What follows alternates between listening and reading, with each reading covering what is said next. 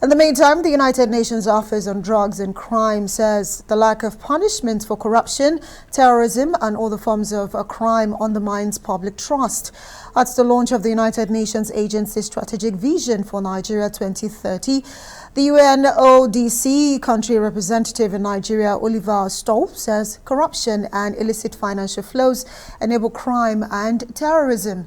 The UNODC says it will support Nigeria in implementing its laws on drug control, transnational organized crime, corruption, as well as terrorism. And to discuss these developments, we can now speak with a news analyst who is also a professor that's a lecturer at Baze University right here in Abuja, Abiodun Adeniyi. Thank you so much, Abiodun, for being here in the studio. And of course, I want to start with the former President Oluseguns. You know, there was that report that he had endorsed his former Vice President, Atiku Abubakar, but today he's saying, nope, I am not endorsing anybody. Your reaction to that, really? Well, I think it's helpful considering his status as the father of all and as an elder statesman. Somebody who should probably just give his blessings to all aspirants, you know, and probably also encourage the voters, you know, to be very careful on who they are going to vote for at the end of the day. So it might be too early in the day if it comes out, because we've not had a full house of aspirants here. Some of them are still coming out, you know, and some of them are also still deterring, and we still expect some more to come out. So it would be too early for a personality like Obasanjo to come out at this stage and say he's endorsing somebody. So it's a welcome development on his part, just showing that, you know, he's elevating himself above the fray, you know, maybe leaving his endorsement to the future. But overall, you know, he's a very trenchant person. He speaks in a straightforward way. He's never shy of bearing his mind. You know, in 2019, he endorsed Atiku openly. We expect that he might once more come around to say he's endorsing some person, but it's still too early in the day, and that's what he's just and of course, in a typical Obasanjo way, in that whole speech, he did actually take a swipe at the EFCC and other, you know, corruption fighting agencies. But the part I want you to react to is where he says that some of those who are even aspiring to become Nigeria's next president, if these agencies were doing their job, they should actually be in prison. Some have actually said that he's referring to Bola Tinubu. If you remember his altercation he had with him during his second term as president. Well, Amaka, I think maybe we should just be slightly careful here and not help Obasanjo express himself. You know, Obasanjo is a trenchant speaking person, like I said earlier. If he actually has somebody in mind, he can actually go further and mention the person. Let's not help him mention whoever he's referring to. But overall, he said EFCC, if they were doing his job, if AFC was up to the mark, some of them would have been in prison or something like that. He didn't just mention the FCC, he also mentioned the judiciary. But we can also extend that for him and say, apart from these institutions, these three agencies and institutions, there are also some other institutions that have been lethargic. And that's why we're still having questions of corruption, questions of illicit financial flow. It is still continuing. And that's why coming in 2023, one plank on which aspirants should be voted should be, you know, the elephant in the room, how well they are committed to fighting the malaise of corruption.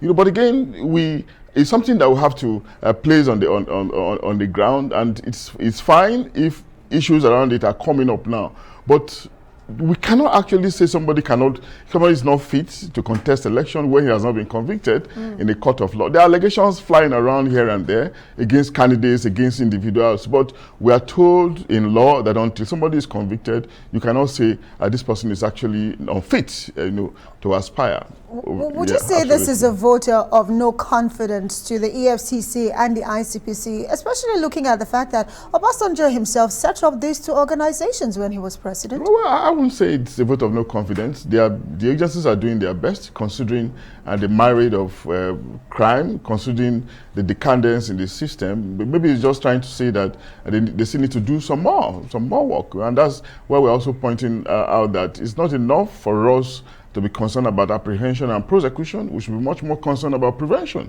Prevention is rather more helpful because the cost of fighting corruption is enormous, and sometimes it's also very difficult for recovery, to recover funds stolen. Can be very problematic, elongated processes. Over the years, we've been hearing about trillions stolen, and government has severally run into roadblocks trying to recover these sums. So if we concentrate our efforts on prevention, on moral, reorientation, attitudinal change, realizing that public funds, shouldn't just be for self-aggrandizement, but for the good of the people. Some kind of ethical reorientation will be very helpful, so that we can spend less on fighting corruption, which we've been fighting since the 60s, and we have not really succeeded. Rather, perpetrators are devising ways to circumvent mechanisms constantly being put in place to check them. So sophistication is being witnessed, in the perpetration of the crime. So if this is happening, why don't we maybe try to change our energy towards prevention, as the case could be?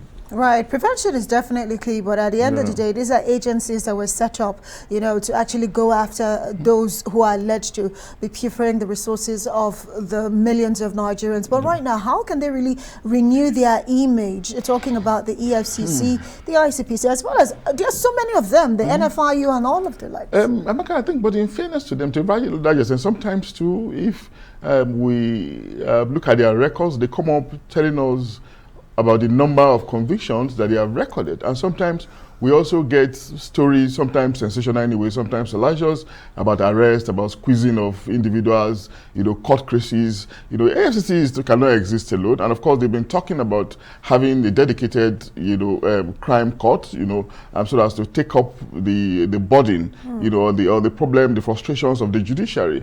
Of course, the judiciary also has its own blame, because some cases have lasted for 12 and 15 years, lasted until eternity, and we don't know how long more they will last. So frustrations all around. So we may not be able to single out the FCC or ICPC alone. It might just be a systemic thing, whereby we might need to focus on ourselves in general, the system as a whole, and overall the leadership, a level of commitment, serious level of commitment, not just mouthing things, but action should also exemplify our desires. The fight against corruption is one of the key pillars of this administration, but yet we've seen the index and how we have fared. But finally, as we wrap this up, do you think the former president is, being political with his statement, or do you think this is a swipe on the Buhari-led administration? President Obasanjo is someone that is well respected. He's known to speak his mind however he wants it, and it might not be helpful in the circumstance to really pigeonhole him within, a political line, but he has said what he needs to say. And of course, we know that he will always bear his mind, he will always speak his mind, and we enjoy him really, his theatrics and all of that, Overall, maybe at the moment we should just be wishing him happy birthday, many happy returns in good health and prosperity, and let him continue to be around, to continue to play the role he's playing, the role of an elder statesman, somebody who has paid his dues, somebody who has played his parts in the evolution of our nation. And of course, helping to deepen our democracy. Yeah. I'd have to say thank you so much, Abiodun Adeniyi, Arise News analyst, for joining me tonight on the program. And of course, do stay with us here on Arise News.